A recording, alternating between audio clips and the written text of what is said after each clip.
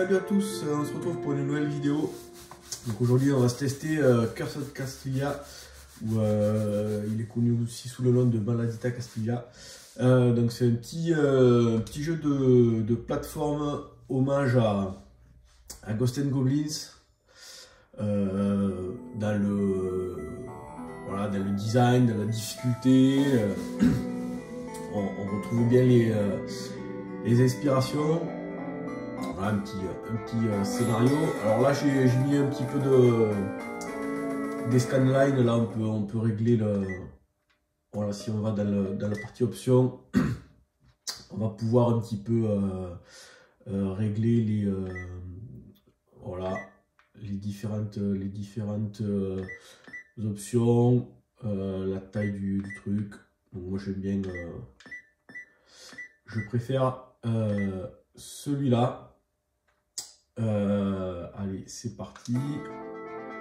Alors, je vais vous montrer juste un petit truc. Continuer pour ceux qui... Donc ça c'est toute la map, et en fait le truc important c'est le petit symbole que j'ai en bas à gauche. Le petit losange là bleu, en fait c'est des larmes, j'en ai 3. Et en fait pour voir la vraie fin il en faut 5, et là j'en ai raté une. Donc en fait ce que je vais faire c'est que je vais recommencer complètement le jeu, parce que ça sert à rien. La mauvaise fin je la connais déjà. Allez, on va revenir au titre et on va se faire une nouvelle partie. Voilà. Donc là un petit scénario. On voit ces chevaliers combattre la sorcière. Allez, c'est parti. Donc là on retrouve la map. Ça ressemble beaucoup à Ghosts and Goblins.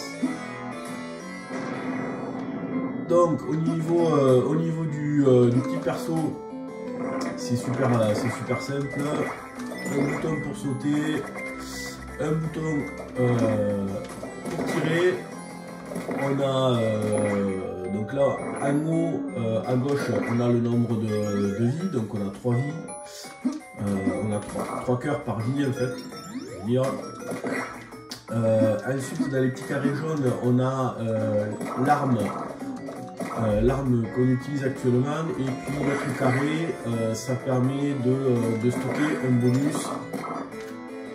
Donc s'il peut y avoir une espèce de fée qui va nous aider à tirer. On peut avoir un x2 qui va améliorer le bonus des objets qu'on va trouver. On va avoir des chaussures qui permettent de faire un double saut.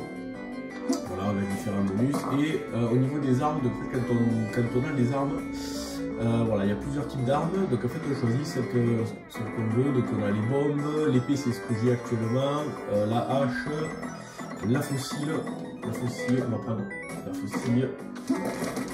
Je l'aime bien.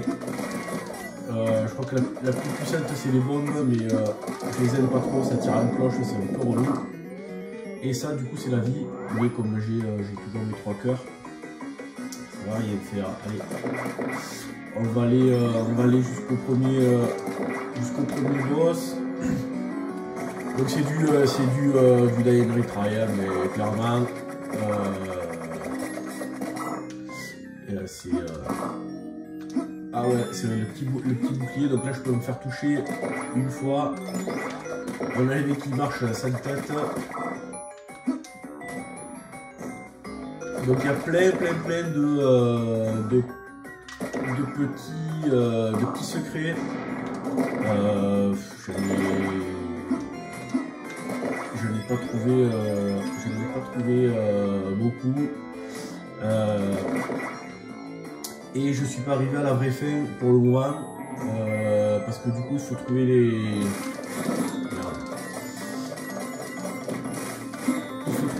5 larmes là de truc. Parce que du coup à la fin on tue la sorcière et il y a une porte qui est verrouillé. Et si on n'a pas les... voilà la petite clé. Donc là, elle le tire un petit et si on n'a pas les 5 bonus, eh ben, la porte ne s'ouvre pas. Et du coup, on a la mauvaise fin. On a Ghost and Goblins quand on arrive à la fin et qu'il faut refaire tout avec l'arme. Allez. Alors là, je crois qu'il y a la trésor. Voilà, là. Il y a une espèce de croix. Là. Ouais. Ah, mais voilà. Putain. Donc c'est celui-là, en fait. Voilà. Les larmes de Moura. C'est celui qui me manquait. Allez, on va prendre les bolas. Donc il est là. Maintenant, je sais où ils sont tous. Donc il faut 5 trucs comme ça pour voir la vraie fin. Celui-là en fait je savais pas, c'était celui qui me manquait. Je regardais sur mon net parce qu'on peut voir qu'il y a une comment ça s'appelle, il y avait un bonus là, ça me déconne, hein. Hop, un peu de vie. Merde. Là c'est le jeu en fait, ça sert à rien. Si tu fais des sauts qui servent à rien, allez, le premier boss.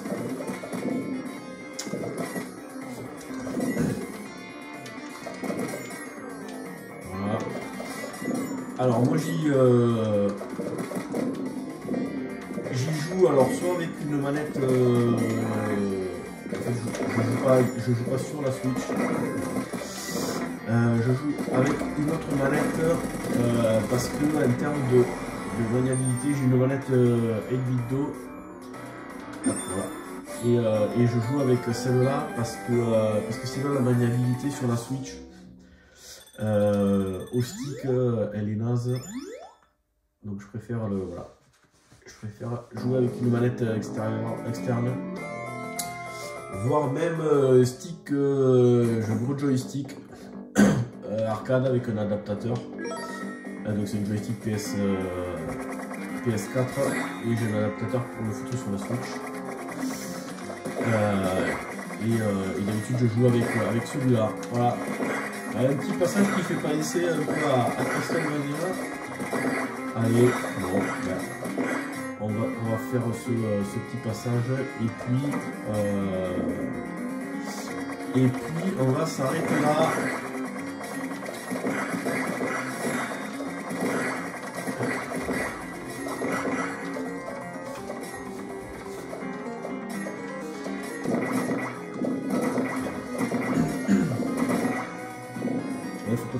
Faut pas tomber dans la carrière parce que sinon on meurt. On récupère de la vie, voilà. Et là il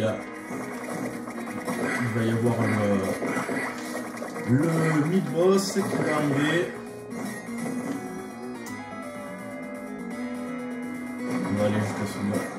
Oh purée, il a tué. Hop, il faut se passer. Allez, on va se le faire.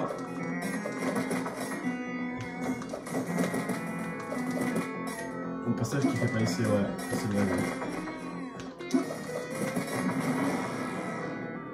Allez, c'est bon. On l'a eu. Voilà, il nous en a tué, un copain. Retrouvons-nous dans la forêt. Bon, ben écoutez, je pense qu'on va s'arrêter là. Je pense que vous avez une bonne idée de ce jeu. Moi j'ai passé un bon moment. Alors il y a des passages comme sur Ghost and Goblins, il y a des passages où les premières fois j'ai dû les refaire 50 fois pour arriver à trouver le bout de saut. Pour arriver à trouver le. Hop là. le bon timing, le bon pattern. Ah ouais, il y a du temps aussi quand le temps...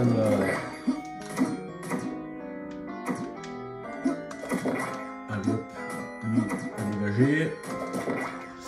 Et ben voilà. Allez, on va prendre notre... Le feu sacré. Voilà, une autre... Comme ça vous montre une autre arme. Un passage qui fait beaucoup passer, pareil. À Ghouls and Ghosts, le passage avec les espèces de tortues, espèces de tortues. Voilà, on retrouve un petit peu la même chose.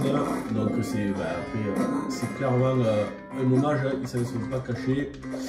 Voilà. Allez, comme ça, on est mort. Sur ce, je vous dis à bientôt pour une prochaine vidéo. Ciao.